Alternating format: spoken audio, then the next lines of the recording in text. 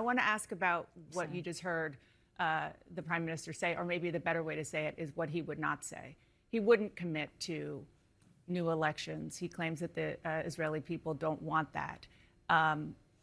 Do you believe, I know you said that we should read and listen to what Senator Schumer said.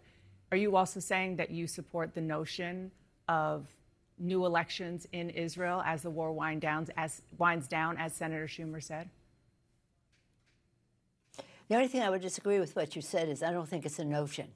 I think it's a very serious proposal that the people of Israel be able to speak. Now, it's up to them to decide that. It's curious to me to see Netanyahu talk the way he does when he tried to interfere in American elections, but that's another subject. When he came to the Congress, criticized the President of the United States, barged into our country, into our elections. But again, let's put that aside and let's just say as we go forward, what is wrong with advocating for elections in a democracy? And you know, you mentioned the polls. You see that thousands and thousands of people are in the streets, even last night in Israel. But again, it's a democracy, and people have different views, and they express them, and that's a beautiful thing. But for him to say, what does that say if he won't even say that as the war winds down, the people of Israel should speak? That's all Chuck was saying. But read the speech, because it condemns Hamas. It criticizes Abbas and the Palestinian Authority for not being good partners for peace. Read the speech. The right wing, I mean, sad to say when you listen to Netanyahu, I thought it was a very weak presentation and again, argued for Chuck Schumer's speech. But nonetheless, he's probably the most moderate person in that coalition. And it's really a sad state of affairs. Let me just, if I just may say this, I love Israel. I love the Israeli people. And this is how we think of them, about shared values. I remember being there as a speaker on one visit to Hadassah Hospital, and they told me they had just dealt with a clash between Palestinians and Israelis, and they treated them both the same.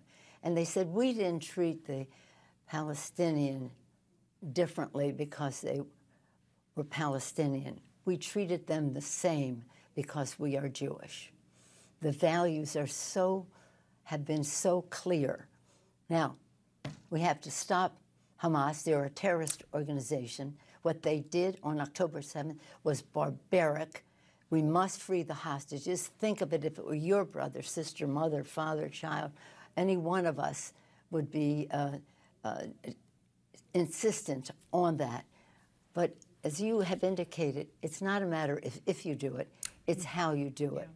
And to do it at the expense of children and their well-being is really what Chuck was addressing. And in our own law,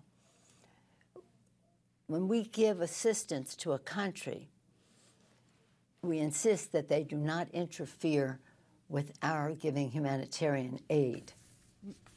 That is part of the Leahy, Senator Leahy, you know, when he was in the Senate, put that forth. That was one of the provisions that said, if we're giving assistance, we expect that they will not interfere with our giving assistance for humanitarian purposes.